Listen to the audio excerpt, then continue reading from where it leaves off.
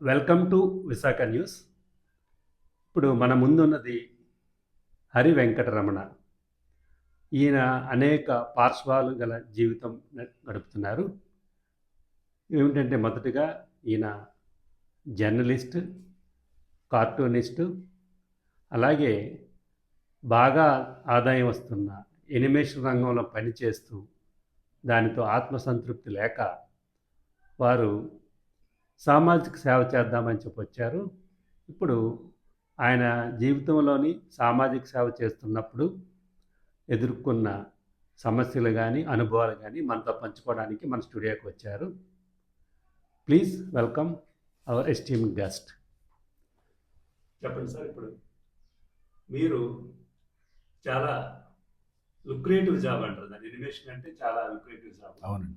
అలాంటి జాబ్లు వదులుకొని మీరు ఎందుకు సామాజిక రంగంలోకి అడుగు పెట్టాల్సి వచ్చిందో మా ప్రేక్షకులకు చెప్పండి.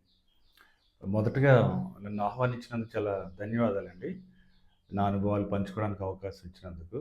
నేను బేసికల్గా కార్టూనిస్ట్, అంటే కార్టూన్లు వేసేవాడిని, అంటే హై స్కూల్ నుంచి డిగ్రీ టైంలోని. తర్వాత పత్రికల్లో కార్టూనిస్ట్ కానీ ఫ్రీలాన్స్ జర్నలిస్ట్ కానీ పనిచేశాను.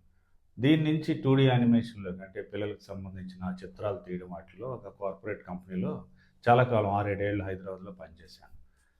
అయితే మీరు అనుకోవచ్చు యానిమేషన్ కదా సృజనాత్మకంగా ఉంటుంది అని అనుకోవచ్చు, కానీ ఇవన్నీ ఏంటంటే అవుట్సోర్సింగ్ జాబ్. అంటే ఎక్కడో ఫారిన్లో ఆ క్యారెక్టర్ క్రియేట్ అవుతుంది, ఆ స్టోరీ బోర్డ్ క్రియేట్ అవుతుంది, దానికి అనుగుణంగా మనము పనిచేయాలి. సో కొంతకాలం ఆ వర్క్ అది చేసిన తర్వాత నాకు కొంచెం బోర్ కొట్టింది. ఇది కాదు, మన పిల్లల కోసం ఏదైనా మనం సృష్టించవచ్చని నేను పొడుపు కథలు వీటిని తయారు చేసి, జానపద కథలు వీటిని యానిమేట్ చేశాను. అవి నెట్లో ఉంటాయి. అప్పటికి ఇంకా ఇంత విస్తారంగా యూట్యూబ్ అనేది రాలేదు. కొన్ని కంపెనీస్ చేశాము. అక్కడి నుంచి ఇలా నెమ్మదిగా ఎన్జిఓస్కి అటాచ్ అవ్వడంతో ఇందులో ఎన్జిఓస్లో ఉన్న పిల్లలకి పనిచేయడము అనేది ప్రారంభించాను. సో నా స్కిల్స్ మళ్ళీ ఇక్కడ ఉపయోగపెట్టడం మొదలెట్టాయి. అంటే ఇక్కడ ఏమైనా యానిమేషన్ కావాలంటే యానిమేషను, పిల్లలకు బొమ్మలు నేర్పాలంటే బొమ్మలు, పోస్ట్ డిజైనింగ్ అంటే పోస్ట్ డిజైనింగ్, వాళ్ళకి ఏమైనా డిఫరెంట్ క్రియేటివ్ ట్రైనింగ్ ఇవ్వడము, ఇట్లాంటివి ఎన్జిఓస్లో చేశారు. ఎందుకు ఎన్జిఓస్ మామూలు పిల్లలు తీసుకోవచ్చు కదా అనుకోవచ్చు. ఎన్జిఓస్ ఎక్కువ వల్నరబుల్ పిల్లలతో పనిచేస్తూ ఉంటాయి. అంటే చైల్డ్ లేబరు, చైల్డ్ ట్రాఫికింగ్ గురైన వాళ్ళు, ఈ సెమీ ఆర్ఫాన్స్, ఇట్లాంటి వాళ్ళతో పనిచేస్తే నాకు ఆ కాన్సెప్ట్ నచ్చింది. సో నేను అట్లా నా ప్రయాణాన్ని అక్కడి నుంచి మొదలుపెట్టి ఇక్కడి వరకు తీసుకొచ్చాను.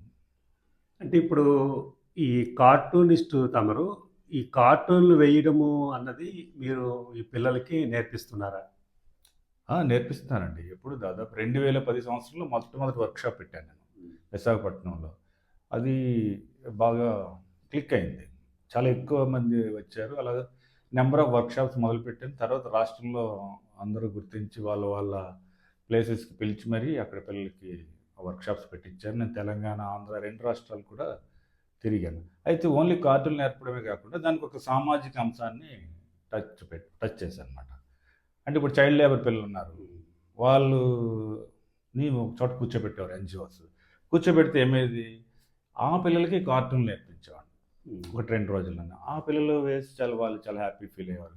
వాళ్ళ సమస్యలు, చైల్డ్ లేబర్గా వాళ్ళు ఎదుర్కొన్న సమస్యల్ని వాళ్ళ బొమ్మల్లో చూపించారు. ఆడపిల్లలు ఉన్నారు, వాళ్ళు ఎదుర్కొంటున్న సమస్యల్ని వాళ్ళు, అంటే అదొక మీడియంగా ఉపయోగించాను. అంటే వాళ్ళ ప్రాంతాల్లో కానీ వాళ్ళ స్కూల్స్లో కానీ వాళ్ళు ఏమైనా చెప్పాలనుకుంటే త్రూ కార్టూన్ ద్వారా చెప్పే విధంగా ఆ 2-3 రోజుల సెషన్లో వాళ్ళకి ట్రైనింగ్ ఇవ్వడం అనేది జరిగింది. కొన్ని వందల మంది పిల్లలకి నేను 2 రాష్ట్రాల్లోని పర్యటించి ఇచ్చాను. ఇందుకు ఎక్కువ ఎన్జిఓస్ కోఆపరేట్ చేశాయి. ఇప్పుడు ఈ మధ్య ఈ 4 సంవత్సరాల్లో ఏంటంటే బోధనా మాధ్యమము ఇంగ్లీష్లో ఉండాలి అని చెప్పి గత ప్రభుత్వం చర్యలు తీసుకుంది. దాని మీద మీ అభిప్రాయం ఏంటి? అసలు పిల్లలకి భాషా నైపుణ్యం ఎలా ఉంది? అంటే మనకి పిల్లలకి భాషా నైపుణ్యాలు అయితే సరి లేవండి. దీనికి స్టాండర్డ్ ఏంటంటే ఎస్ఆర్ అని, యాన్యువల్ స్టేటస్ ఎడ్యుకేషన్ రిపోర్ట్ అని ప్రథమ సంస్థ రిలీజ్ చేస్తూ ఉంటుంది. అందులో స్పష్టంగా చెప్పింది 9th క్లాస్ పిల్లలకి మ్యాథ్స్ రావట్లేదు, అక్షర దోషాలు ఉన్నాయి, రూరల్ పిల్లలు అయితే మరీ దారుణంగా. ఎవ్రీ ఇయర్ రిపోర్ట్లో మాత్రం పెద్ద మార్పు రావట్లేదు. కారణం ఏంటి? ప్రాథమిక విద్యలోనే వాళ్ళకి పడాల్సిన ఫౌండేషన్, తెలుగు భాష అవ్వచ్చు, ఇంగ్లీష్ అవ్వచ్చు, సరిగా పడటం లేదు. ఎప్పుడైతే ప్రాథమిక విద్య అతలాకుతలం అయినప్పుడు 6th నుంచి 10th వరకు ఎలా నేర్చుకుంటాడు? 6th 10థ్‌లో మ్యాథ్స్ ట్రైన్ చేస్తాడు. ఇంత వెనకబడిన పిల్లల మీద ఫోకస్ చేయడానికి అతనికి అవకాశం ఉండదు. అతను సిలబస్ కంప్లీట్ చేసుకునే హరీలో మాస్టర్ ఉంటాడు. వీడికి అక్షరాలు, గుణింతాలు హై స్కూల్‌లో నేర్పించరు. సో ఇక్కడేమైందంటే మీరు ఈరోజు ఏ స్కూల్‌కెళ్ళి చూసినా 9థ్, 10థ్ క్లాస్ పిల్లలకి మీరు ఏదైనా ఒక వ్యాసం రాయమన్నా మోస్ట్ ఆఫ్ ది చిల్డ్రన్ తెలుగులోనే తప్పులు రాస్తారు. వాళ్ళు అలాగే ఇంటర్‌కి, డిగ్రీకి కూడా వెళ్ళిపోతున్నారు. సో ఆ విధంగా లెర్నింగ్ స్కిల్స్ మరి ప్రాథమిక బోధనలోనే ఇదైపోయి, దీనికి ప్రత్యామ్నాయంగా ప్రభుత్వం ఏం తీసుకొచ్చింది? ఇంగ్లీష్ విద్య తీసుకొచ్చింది. వెల్కమ్ చెప్పాల్సిందే. ఎందుకంటే ప్రపంచం మారిపోయింది. మనం 2024లోకి వచ్చాము. ఎప్పుడో కొఠారి కమిషన్ చెప్పిందే ఇంకా పాటించాలని లేదు. కానీ స్టాండర్డ్ విద్య ఇవ్వాలి. ఇంగ్లీషు విద్య ప్రవేశపెట్టింది గవర్నమెంట్. కానీ ఏంటి, ప్రజల తాలూకా ఆసక్తుల్ని లేదంటే ప్రైవేటు స్కూల్స్ తాలూకా బిజినెస్ని దెబ్బతీయాలని మోటోతో పెట్టినట్టుగానే ఉంది తప్ప అది నిజంగా పిల్లలకి నేర్పించే ఉద్దేశం ఉన్నప్పుడు నాణ్యత గల ఉపాధ్యాయుల్ని లేదా నాణ్యత గల కన్సల్టెంట్స్ని, నాణ్యత గల యూత్ని హైర్ చేసుకొని ఆ పిల్లలకి నేర్పాలి తప్ప మేము ఇంగ్లీష్ విద్య నేర్పేమని గత గవర్నమెంట్ అనడం, లేదు మేము తీసేస్తామని ఈ గవర్నమెంట్ అనడం, రెండూ తప్పే. మధ్యలో పిల్లలు రెండింటికి చెడ్డ రేవళ్ళ తయారయ్యే అవకాశం ఉంది. అటు ఇంగ్లీషు రాజు, తెలుగు రాజు. రెండు భాషలు నా ఒపీనియన్ అయితే రెండు భాషలు కూడా ప్రాథమిక స్థాయి నుంచి నేర్చుకోవచ్చు. అయితే తెలుగుని కిల్ చేయాల్సిన అవసరం లేదు, ఇంగ్లీషు నేర్పకుండా ఉండాల్సిన అవసరం లేదు. అయితే ఇక్కడ రాజకీయం నడుస్తుంది. ఏంటది, వాళ్ళ పిల్లల్ని వాళ్ళ మనవాళ్ళు ఇంగ్లీష్లో చదివించుకున్న వాళ్ళు ఈ గవర్నమెంట్ స్కూల్లో పిల్లలకి తెలుగు మాత్రమే ఉండాలి, ఇంగ్లీష్ వద్దు అంటున్నారు. అదే ఎలా అవుతుంది? ఇప్పుడు మన సొసైటీలో తప్పో ఒప్పో తల్లిదండ్రులకి ఏమైపోయింది, ఇంగ్లీష్ చదువుకుంటేనే మా వాడికి ఉద్యోగం వస్తుంది, ఇంగ్లీష్లో మాట్లాడితేనే మా వాడికి అప్పుడనే ఇది వచ్చింది. దాన్ని మనం పోగొట్టలేనప్పుడు ఏం చేయాలి? వాళ్ళకి తగ్గట్టుగానే మనము ప్రభుత్వ స్కూల్లో ఉన్న ఇంగ్లీష్ విద్యను కొనసాగిస్తూ క్వాలిటీ గల విద్యను అందించాలి. తెలుగు నేర్పాలి, ఇంగ్లీష్ నేర్పాలి. నేను తెలుగుకి వ్యతిరేకం కాదు, ఇంగ్లీష్కి పూర్తిగా కాదు. రెండు ప్రాథమిక స్థాయి నుంచి ఒక పద్ధతిలో దాంట్లో అనుభవం ఉన్న వాళ్ళని తీసుకొని వాళ్ళ సలహాలు సూచనలు తీసుకొని చేసినట్టయితే పిల్లలకి మాత్రం ఖచ్చితంగా రెండు వస్తాయి. రెండు చక్కగా రాసే పిల్లలు ఎంతోమంది ఉన్నారు. సో ఆ విధంగా ఇప్పుడు భాష చనిపోద్దు, ముందుకు వెళ్తూ ఉంటుంది. భాషను రక్షించాల్సిన బాధ్యత పిల్లలు ఒక్కరిదే కాదు కదా, అందరిది. సమాజంలో బతుకుతున్న ప్రతి ఒక్కరిది భాషను రక్షించాల్సిన బాధ్యత అని నా ఒపీనియన్. అంటే ఇప్పుడు కొన్ని ఆర్గనైజేషన్స్ ఎన్జిఓ పేరుతో కానీ పండితుల పేరుతో కానీ కొంతమంది కోర్టులకు వెళ్ళి ఈ ఇంగ్లీష్ మీడియము తప్పనిసరి చేయొద్దు అని చెప్పేసి చేస్తున్నారు. మరి అలాంటి వాళ్ళు మిగిలిన రంగాల్లో కూడా ఉన్నారా? అంటే ప్రైవేట్ రంగంలో కూడా వాళ్ళు అలాగే డిమాండ్ చేయగలరా? అంటే వాళ్ళు వద్దని ప్రైవేట్ రంగంలో కూడా మీరు ఇంగ్లీష్ మీడియం చెప్పొద్దని చేయగలరు. దాని మీద మీ అభిప్రాయం ఏంటి, మీ అబ్జర్వేషన్ ఏమిటి? చాలా మంచి క్వశ్చన్ సార్. మీరు అడిగింది ఏంటంటే, ఇప్పుడు ప్రభుత్వ పాఠశాలలో పిల్లలకి ఇంగ్లీష్ వద్దని కోర్టుకు వెళ్తున్నారు. మరి కొన్ని వందల వేల ప్రైవేట్ పాఠశాలలు, టెక్నో పాఠశాలలు, ఇంటర్నేషనల్ స్కూల్స్ ఉన్నాయి. టెంపనీ స్కూల్ ఉంది, మరొక పెద్ద పెద్ద స్కూల్స్, విజయ టెక్నో స్కూల్ ఉంది. అన్నీ లక్షల రూపాయల పిల్లలతో వసూలు చేసి ఆ పిల్లలకి తెలుగు కూడా సరిగ్గా నేర్పని పాఠశాలలు ఉన్నాయి. మరి ఆ పాఠశాలలో తెలుగు ఇంప్లిమెంట్ చేయాలని కోర్టుకు వెళ్ళొచ్చు కదా. ఏంటి అంటే పేద పిల్లలు, బడుగు బలహీన వర్గాలు వాళ్ళు చదువుకునే పిల్లలు, వాళ్ళకి తెలుగు కావాలని వాళ్ళకి ఇంగ్లీష్ వద్దని కోర్టుకు వెళ్తారు. ఇది ఎంత అన్యాయం. పిల్లలంటే అందరు పిల్లలు సమానమే. ఐక్యరాజ్య సమితి చెప్పినట్టు, యుఎన్సిఆర్సి చెప్పినట్టు పిల్లలందరూ సమానమే. సమాజంలో పిల్లలందరూ ఈక్వలే. వాళ్ళకో న్యాయం వీళ్ళకో న్యాయం ఉండడానికి మాత్రం ఏమాత్రం సరికాదు. అట్లాంటి వాళ్ళు హిపోక్రిటిక్ ఉద్యమాలు చేస్తున్నారు.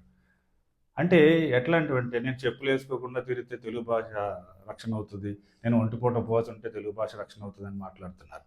లేదంటే వాళ్ళ మనవాడిని ఎక్కడో టెక్నో స్కూల్లో చదువుకుంటూనే ఒక రౌండ్ టేబుల్ మీట్ పెట్టి ఈ పిల్లలకి ఇంగ్లీష్ వద్దు, తెలుగే ఉండాలి, తెలుగు భాష చచ్చిపోతుంది అంటాడు. ఎక్కడ చచ్చిపోతుంది తెలుగు భాష? మనం కాపాడవలసిన బాధ్యత మనం అందరూ తీసుకుంటే తెలుగు భాష ఎందుకు చనిపోతుంది? బాధ్యత మాత్రం పిల్లలు ఒక్కరిదే కాదు, సమాజంలో ఉన్న అందరిది. అందరూ బాధ్యత తీసుకున్నప్పుడు ఈ తెలుగు రచయితకి ఎక్కడ మనం ప్రోత్సాహం ఇస్తున్నాము, తెలుగులో మాట్లాడే వాళ్ళకి ఎక్కడ మనం గౌరవిస్తున్నాము, తెలుగు చేసిన వాళ్ళకి ఎక్కడ మనం ఉద్యోగ అవకాశాలు కల్పిస్తున్నాము, ఇవేమి చేయకుండా భాష ఎట్లా రక్షణ జరుగుతుంది? సో ఇవన్నీ ఆలోచించవలసిన విషయాలు. సో ఇది ఒక హిపోక్రటిక్ ఉద్యమాలు జరుగుతున్నాయి తప్ప పిల్లలకు ఉపయోగపడేవి జరగటం లేదనేది నా ఒపీనియన్. బాగా చెప్పారు. ఇప్పుడు మీ రచనా వ్యాసంగం గురించి, అంటే మీరు ఎలాంటి కథలు రాశారు, ఎలాంటి నవలు రాశారు, గతంలో ఏం రాశారు, ఇప్పుడు ఏం రాయబోతున్నారు అన్నది మా ప్రేక్షకులకు చెప్పండి. నేను మా టీచర్స్ వల్లే నేను సాహిత్య అభిలాష కలిగి ఉన్నాను. ఎందుకంటే మాకు తెలుగు బోధించిన టీచర్లు వీళ్ళు సాహిత్యం మీద ఆసక్తి కలిగేటట్టుగా అంత బాగా చెప్పారు. చెప్పడం వల్ల లైబ్రరీకి వెళ్ళి సాహిత్యం పుస్తకాలు చదువుకోవడం వల్ల నేను 10th నుంచే అప్పుడప్పుడు ఏవో ఒకటి రాస్తుండేవాడిని, వ్యాసాలు అలాంటివి. సో అవి నాకు తర్వాత జర్నలిజంలో అవకాశాన్ని కూడా కల్పించాయి. దాదాపుగా నేను ఒక 10-15 కథలు పత్రికల్లో రాశాను. అంటే ఈ రెగ్యులర్ కథలు. అవి కాకుండా ఈ మధ్య కాలంలో బర్మా క్యాంప్ కథలు, అంటే బ్రిటిష్ ఇండియాలో బర్మా వెళ్ళి తిరిగి వార్ వల్ల లేదా అక్కడ మిలిటరీ పాలన వల్ల వెనక్కి వచ్చేసిన ఉత్తరాంధ్ర ప్రాంతానికి చెందిన ప్రజలు మళ్ళీ ఇక్కడ బర్మా క్యాంప్ అనే ప్రాంతంలో, అంటే ఒక్కొక్క బర్మా క్యాంపే కాదు, బర్మా కాలనీ ఉంది, సిద్ధార్థ నగర్ ఉంది, ఈ వైజాగ్లో ఫేమస్ అయిన బర్మా క్యాంప్ ఉంది. అందులో వైజాగ్లో ఫేమస్ అయిన ఈ బర్మా క్యాంపులో ఉన్న జనాల తాలూకు జీవితాన్ని 19 కథలుగా రాశాను. అది ఈ మధ్య రేగు అచ్చులని హైదరాబాద్ పబ్లిషర్స్ మన హైదరాబాద్ బుక్ ఫెస్టివల్ సందర్భంగా ప్రింట్ చేశారు. దానికి మంచి రెస్పాన్స్ వచ్చింది. ఆన్లైన్లో కూడా అవి సేల్ అవుతున్నాయి. మీరు ఎవరైనా చూడాలంటే ఆన్లైన్లో కూడా బర్మా క్యాంప్ కథలంటే ఆ కథలు వస్తాయి. ఇవి కాకుండా మాబడి కథలని ఒక 14 రాశాను. అంటే నేను వెందుర్తి ప్రభుత్వ ఉన్నత పాఠశాలలో చదువుకున్నాను. మా స్కూల్లో జరిగిన సంఘటనలు, అంటే స్కూల్ అంటే ఏదో అక్కడ ఐసులు అల్లరి ఇట్లాంటివి కాకుండా స్కూల్లో కూడా అనేక రాజకీయాలు ఉంటాయి, స్కూల్లో కూడా అనేక సరదాలు ఉంటాయి, స్కూల్లో కూడా అనేక డైనమిక్స్ ఉంటాయి. ఇంటి పేరుతో అల్లరి చేయడము, లేదంటే స్కూల్లో ఎలక్షన్స్, లేదంటే విద్యా బోధన సరిగా ఉండకపోవడం, స్కూల్లో సౌకర్యాలు సరిగా లేకపోవడం, వీటన్నిటిని ఏదో నేను నా కథలన్నీ కూడా సీరియస్గా ఏమి ఉండవు, అన్నీ కొంచెం సెటైరికల్గా నవ్వు వచ్చేటట్టుగా అట్లా మాబడి కథలు 14 రాశాను. ఇవి కాకుండా ప్రస్తుతం పెందుర్తి కథలన్నీ పెందుర్తి ప్రాంతానికి చెందిన కథలు రాస్తున్నాను. అదే కాకుండా లోయలో పడిన బస్సు అని ఒక నవల కూడా ప్రస్తుతం రాస్తున్నాను. అది పూర్తిగా ఎన్జిఓ సెక్టర్లో జరిగే మోసాలు, అందులో ఉండే అబద్ధాలు, హిపోక్రసీ మనుషులు, వాళ్ళు చేసే తెర వెనుక భాగవతాలు, తెర ముందు భాగవతాలు, వీటిని కొంచెం ఒక కమర్షియల్ నవల అనుకుందాము, అంటే ఒక వెబ్ సిరీస్ తీసేంత నవల దాన్ని రాస్తున్నాను ప్రస్తుతం. అంటే నాకు మాత్రమే తెలిసిన ప్రపంచం అది. ఎందుకంటే నేను గత 17-18 సంవత్సరాలుగా అనేక ఎన్జిఓలతో పనిచేశాను, మంచి వాళ్ళతో చేశాను. దురదృష్టవశాత్తు కొద్దిమంది హిపోక్రెట్స్తో కూడా పనిచేయాల్సిన అవసరం కలిగింది. కాబట్టి వీటి అనుభవాల్ని ఆ సెక్టార్ మీద నేను ఆ నవల్గా రాస్తున్నాను ప్రస్తుతం ఆ పనిలో. అంటే మీరు త్వరలో మిమ్మల్ని వెండితెర మీద కానీ లేదా మీరు రాసిన కథలు కానీ వెబ్ సిరీస్ రూపంలో తేబోతున్నారని తెలిసింది. దాని గురించి ఏమైనా చెప్పండి. అంటే కొంతమంది అడిగారండి, ఈ కథల్ని మేము తీస్తాము వెబ్ సిరీస్గా అని చెప్పి, ఆ డిస్కషన్స్ అవుతున్నాయి. కొన్నిటికి సీన్స్ కూడా రాశాను. ఆ ప్రయత్నం సఫలీకృతం అవుతుందని నేను కూడా భావిస్తున్నాను. ఓకే అండి, మా స్టూడియోకి వచ్చి మీ అమూల్యమైన సమయాన్ని మా ప్రేక్షకులతో పంచుకున్నందుకు మీకు సదా కృతజ్ఞతలు ఉన్నాము. Very very grateful to you. Thank you. Thank you sir. నమస్తే అండి.